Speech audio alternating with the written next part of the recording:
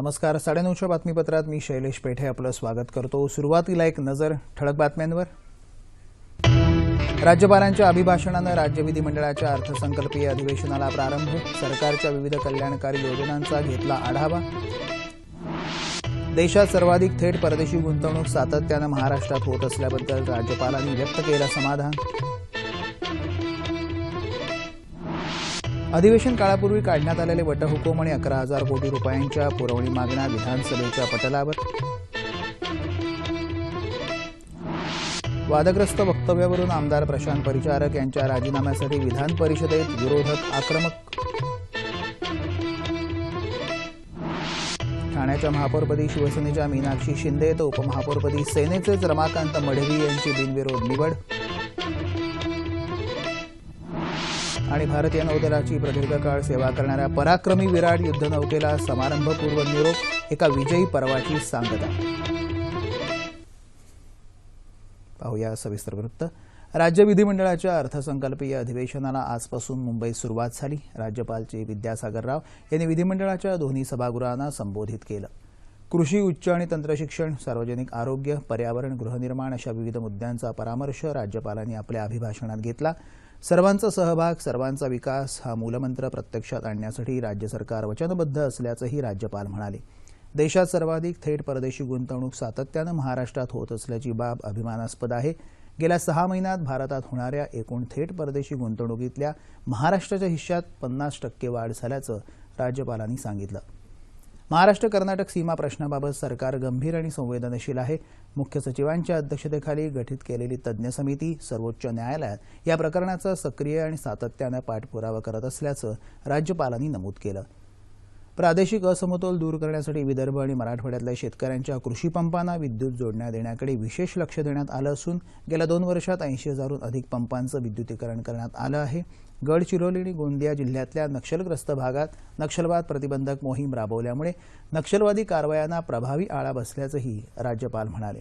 सर्वसामान्य जनतेला वाजवी दरात औषधं उपलब्ध व्हावीत यासाठी राज्य कामगार विमा योजनेच्या 10 रुग्णालयांमध्ये जनऔषधी दुकानं सुरू करण्यात येणार आहेत.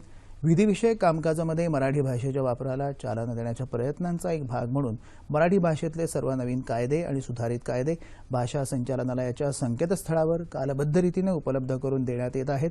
सायबर गुन्ह्यांच्या वाढत्या धोक्याचा प्रभावी सामना करण्यासाठी अद्ययावत यंत्रणाही उभारण्यात येत आहे. प्रकल्पाच्या पहिल्या टप्प्यात 47 सायबर प्रयोगशाळा सरकारनं सुरू केल्या आहेत. पुणे मुंबई द्रुतगती महामार्गावरची वाहतूक कोंडी दूर करण्यासाठी 3,215 कोटी रुपयांच्या अंदाजित खर्चाच्या वाढीव कामालाही सरकारनं मान्यता दिली आहे. राज्यपालांच्या अभिभाषणानंतर विधिमंडळाच्या दोन्ही सभागृहांच्या कामकाजाची सुरुवात वंदे मातरमनं झाली. राज्यपालांनी केलेल्या अभिभाषणाबद्दल त्यांचे आभार मानणारा ठराव विधानसभेत भाजपच्या राजेंद्र पाटणी यांनी मांडला तर शिवसेनेच्या सुनील प्रभू यांनी त्याला अनुमोदन दिलं. अधिवेशन काळापूर्वी काढण्यात आलेले अध्यादेश सभागृहाच्या पटलावर ठेवण्यात आले. या वर्षासाठीच्या पुरवणी मागण्या वित्तमंत्री सुधीर मुनगंटीवार यांनी सादर केल्या. विधानसभेचे दिवंगत सदस्य अॅडव्होकेट चंद्रकांत छाजेड, जमवंतराव धोटे, आनंदराव देसाई, पुंजाजी कडू पाटील, माणिकराव उर्फ रावसाहेब आपोतीकर, वामनराव भोकरे, बाबूसिंग राठोड, चंद्रशेखर भोसले यांना सभागृहात आदरांजली वाहण्यात आली. मुख्यमंत्री देवेंद्र फडणवीस यांनी यासंदर्भात मांडलेल्या ठरावाला विरोधी पक्षनेते राधाकृष्ण विखे पाटील, अजित पवार, गणपतराव देशमुख, विजय शिवतारे, अमित देशमुख, जीवा पांडू गावित यांनी पाठिंबा देत आपल्या भावना व्यक्त केल्या. विधानसभा अध्यक्ष हरिभाऊ बागडे यांनी आपल्या शोकभावना व्यक्त केल्यानंतर हा प्रस्ताव मंजूर झाल्याचं जाहीर केलं.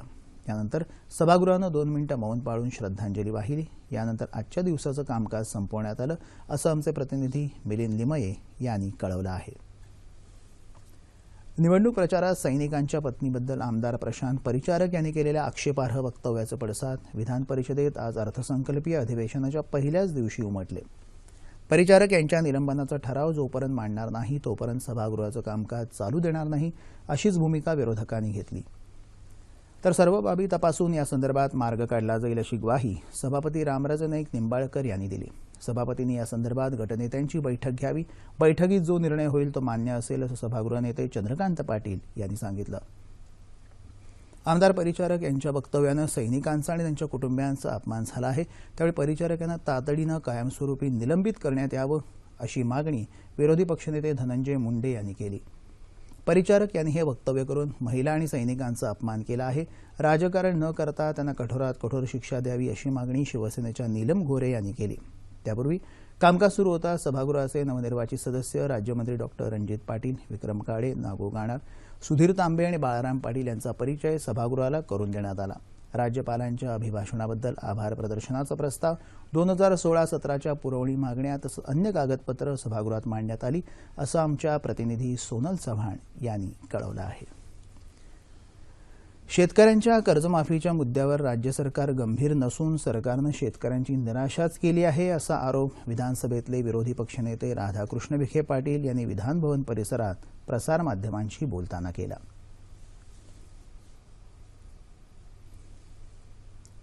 या अभिभाषणाच्या माध्यमातून जो दिलासा राज्यातल्या शेतकऱ्यांना द्यायला पाहिजे होता तो दिलासा देण्यामध्ये सरकार पूर्णतः अपयशी ठरलेला आहे आणि म्हणून या अभिभाषणाच्या माध्यमातून सरकारनं एकतर जनतेचा विश्वासघात केलेला आहे आणि पुन्हा एकदा राज्यातील शेतकऱ्यांमध्ये एक नवा आत्मविश्वास निर्माण करण्याऐवजी त्याला निराशाच्या छायेत पूर्णपणे ढकललं आहे अशी या अभिभाषणाच्या निमित्तानं ही वस्तुस्थिती समोर आलेली आहे. शिक्षण मंत्री विनोद तावडे यांनी 12वीचे पेपर फुटत नसल्याचं स्पष्ट केलं. मात्र समाज माध्यमांचा गैरवापर होत असून हे प्रकार रोखण्यासाठी परीक्षा विभाग प्रयत्न करत असल्याचं विद्यार्थी हितासाठी केलेला एक चांगला निर्णय जर काही अशा नतद्रष्ट लोकांमुळे तो रद्द करावा लागू नये यासाठी अशा पद्धतीने मुलं वर्गात गेल्यानंतर परीक्षार्थी वर्गात बसल्यानंतर जे पेपर फोडून वाटायच्या आधी जो व्हॉट्सअपवर जातो ते थांबवण्यासाठी परीक्षा विभाग पूर्ण प्रयत्न करत आहे. सांगलीमध्ये घडलेल्या प्रकारावर प्रतिक्रिया देत शिवसेनेच्या आमदार नीलम गोरे यांनी महाराष्ट्रात गर्भपात करून कसाईच डॉक्टरच्या वेशात असल्याची प्रतिक्रिया दिली. आरोपीला त्वरित अटक झाली पाहिजे.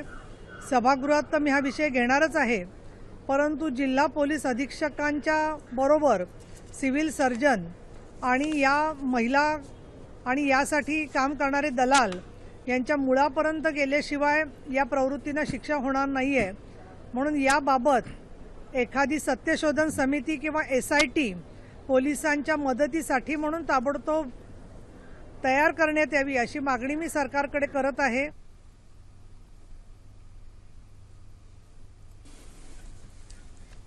ठाण्याच्या महापौरपदाच्या शर्यतीतून भाजपा राष्ट्रवादीनं माघार घेतल्यामुळे शिवसेनेच्या मीनाक्षी शिंदे यांची आज बिनविरोध निवड झाली. तर उपमहापौरपदी शिवसेनेचे रमाकांत मढवी निवडून आले आहेत. काँग्रेसच्या विक्रांत चव्हाण यांनी माघार घेतल्यानं मढवी यांची बिनविरोध निवड झाली. दरम्यान महापौर निवडीनंतर शिवसेना पक्षप्रमुख उद्धव ठाकरे यांनी ठाण्यात पत्रकार परिषद घेतली. ठाण्यातल्या जनतेचे आभार मानत ठाणेकरांच्या विश्वासाला तडा जाऊ देणार नाही असं आश्वासन ठाकरे यांनी दिलं. त्याचबरोबर ठाण्यातल्या विरोधी पक्षांचेही उद्धव ठाकरे यांनी यावेळी आभार मानले.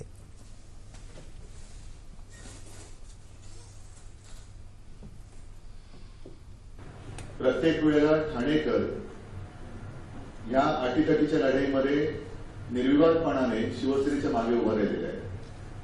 हा जो काही एक भावनाबंध आहे किंवा ऋणानुबंध आहे तो याही वेळेला आपण जपलेला आहे. सर्वत्र इतर ठिकाणी कोणाची वारी असो कोणाची हवा असो पण ठाणेकर हा अविचलपणे भगव्याच्या मागे ठामपणे उभा राहिलेला आहे. नुकत्याच झालेल्या स्थानिक स्वराज्य संस्थांच्या निवडणुकीत राष्ट्रवादी काँग्रेसचा पराभव इलेक्ट्रॉनिक मतदान यंत्रांमुळे झाला ही समजूत चुकीची आहे. पराभव हा पराभवच असतो हे मान्य करून पक्ष संघटन मजबूत करा आणि पुढच्या निवडणुकांच्या तयारीला लागा असा सल्ला राष्ट्रवादी काँग्रेसचे अध्यक्ष खासदार शरद पवार यांनी आज ठाणे इथं कार्यकर्त्यांना दिला. निवडणुकांमध्ये यश अपयश असतंच. काँग्रेसबरोबर आघाडी होऊ शकली नाही. तसंच काही सहकाऱ्यांनी निवडणुकीपूर्वीच पक्षांतर केलं, त्यामुळेच राष्ट्रवादीला पराभवाचा फटका बसला अशी मीमांसाही त्यांनी यावेळी केली. आरक्षणाच्या मुद्द्यावर भाजपानं लोकांची दिशाभूल केल्याचा आरोप त्यांनी आज पत्रकार परिषदेत केला. सत्तेवर आल्यानंतर पहिल्याच बैठकीत मराठा, मुस्लिम आणि धनगर समाजाच्या आरक्षणाबाबत निर्णय घेण्याचं आश्वासन फडणवीस यांनी दिलं होतं. मात्र गेल्या 2.5 वर्षात त्यावर कोणताही निर्णय त्यांनी घेतला नाही असंही पवार यावेळी म्हणाले. उत्तर प्रदेश आणि मणिपूर विधानसभा निवडणुकांच्या शेवटच्या टप्प्याचा प्रचार आज समाप्त झाला. पंतप्रधान नरेंद्र मोदी, काँग्रेस उपाध्यक्ष राहुल गांधी, उत्तर प्रदेशचे मुख्यमंत्री अखिलेश यादव, बसपाच्या प्रमुख मायावती यांच्यासह सर्वच राजकीय पक्षांनी प्रचार सभांचा चांगलाच धडाका लावला होता. उत्तर प्रदेशमध्ये 7व्या आणि शेवटच्या टप्प्यात वाराणसी, गाझीपूर, चंदौली, मिर्झापूर, जौनपूर, सोनभद्र आणि संत रविदास नगर या 7 जिल्ह्यात 40 जागांसाठी बुधवारी मतदान होणार आहे. यामध्ये 51 महिलांसह 535 उमेदवार निवडणुकीच्या रिंगणात आहेत. मणिपूरमध्ये दुसऱ्या आणि अखेरच्या टप्प्यात 10 जिल्ह्यांच्या 22 जागांसाठी येत्या बुधवारी मतदान होणार आहे. दरम्यान मतदानोत्तर सर्वेक्षण प्रसारणावरची बंदी निवडणूक आयोगानं आणखी 1 दिवसानं वाढवून ती 9 मार्चपर्यंत केली आहे. ज्येष्ठ आंबेडकरी विचारवंत डॉक्टर कृष्णा किरवले यांच्या हत्येच्या निषेधार्थ रिपब्लिकन पक्षानं आज मुंबईत आझाद मैदानात निदर्शनं केली. किरवले यांच्या हत्येची सीबीआयमार्फत चौकशी करण्यात यावी अशी मागणी रिपाईचे राष्ट्रीय सचिव अविनाश महातेकर यांनी केली. यावेळी 2 मिनिटं मौन पाळून किरवले यांना श्रद्धांजली अर्पण करण्यात आली. दरम्यान आझाद मैदानातली निदर्शनं आटपून रिपाईच्या मध्यवर्ती कार्यालयातून बाहेर पडताना दक्षिण मुंबई जिल्हा अध्यक्ष सोना कांबळे यांच्यावर अज्ञात इसमानं पेट्रोल टाकल्याची तक्रार आझाद मैदान पोलीस ठाण्यात नोंदवण्यात आली आहे. दरम्यान महात्मा फुले मागासवर्गीय विकास महामंडळावर गैरकारभाराचा आरोप करत महामंडळाच्या अंधेरी इथल्या कार्यालयासमोर रिपब्लिकन पक्षानं निदर्शनं केली. 2010 पासून महामंडळात कर्ज वाटप झालेलं नाही. मंजूर झालेली कर्ज दलालामार्फत करण्यात आली असून काही अधिकाऱ्यांचे दलालांबरोबर लागेबंधे असल्याचा आरोप यावेळी करण्यात आला. 2010 पासूनची कर्ज त्वरित मंजूर करावीत, भ्रष्ट अधिकाऱ्यांवर कारवाई करावी यासह इतर मागण्याही आंदोलकांनी यावेळी केल्या. यशवंतराव चव्हाण महाराष्ट्र मुक्त विद्यापीठाच्या कुलगुरुपदी प्राध्यापक डॉक्टर ई वायुनंदन यांची नियुक्ती करण्यात आली आहे. राज्यपाल आणि कुलपती चे विद्यासागर राव यांनी वायुनंदन यांची 5 वर्षांसाठी नियुक्ती केली आहे. डॉक्टर माणिकराव साळुंखे यांनी मुदतीपूर्वीच विद्यापीठाच्या कुलगुरुपदाचा राजीनामा दिल्यामुळे हे पद रिक्त झालं होतं. दिल्ली इथल्या इंदिरा गांधी राष्ट्रीय मुक्त विद्यापीठाच्या लोकप्रशासन विभागात वायुनंदन सध्या काम करत आहेत. मुक्त विद्यापीठाच्या कुलगुरूंच्या नियुक्तीसाठी राज्यपालांनी मुंबई उच्च न्यायालयाचे सेवानिवृत्त मुख्य न्यायाधीश न्यायमूर्ती मोहित शाह यांच्या अध्यक्षतेखाली समिती गठीत केली होती. प्राथमिक शिक्षणापासूनच विद्यार्थ्यांना गणिताची गोडी निर्माण करण्यासाठी हा विषय विद्यार्थ्यांना आनंददायी पद्धतीने शिकवणं गरजेचं आहे असं मत स्वामी रामानंद तीर्थ मराठवाडा विद्यापीठाचे कुलगुरू डॉक्टर पंडित विद्यासागर यांनी व्यक्त केलं. लातूरच्या दयानंद विज्ञान महाविद्यालयात आयोजित 3 दिवसीय आंतरराष्ट्रीय गणित परिषदेचं आज विद्यासागर यांच्या हस्ते उद्घाटन झालं. त्यावेळी ते बोलत होते. मेक इन इंडिया मोहीम नवसंशोधनावर आधारित आहे. त्यासाठी गणिताचं महत्त्व अनन्यसाधारण आहे असंही विद्यासागर म्हणाले. या परिषदेला देशविदेशातले 270 प्रतिनिधी उपस्थित आहेत. यावेळी परिषदेच्या निमित्तानं आलेल्या शोधनिबंधाच्या स्मरणिकेचंही प्रकाशन करण्यात आलं.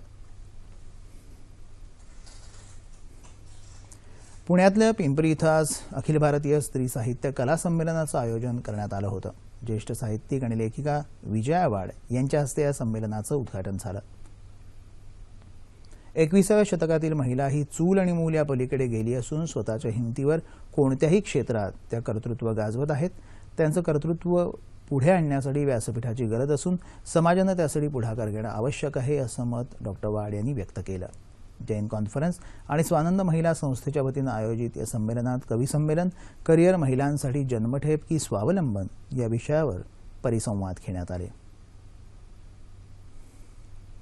राज्य राखीव पोलीस दलाचा 69वा वर्धापन दिन आज मुंबईत मोठ्या उत्साहात साजरा करण्यात आला. यावेळी हुतात्म्यांना श्रद्धांजली, संचलन, कवायत, शस्त्र प्रदर्शन, विविध स्पर्धा असे विविध कार्यक्रम आयोजित करण्यात आले होते.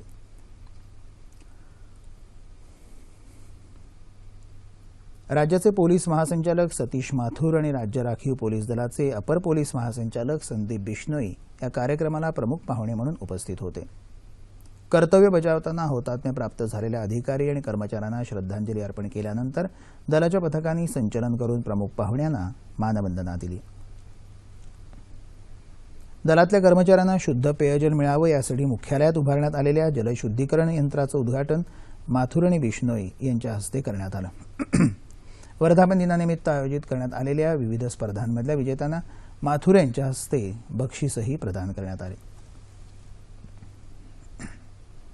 प्रदीर्घ काळापासून भारतीय नौदलाच्या सेवेत असलेल्या INS विराट या विमानवाहू युद्धनौकेला आज सन्मानपूर्वक निरोप देण्यात आला.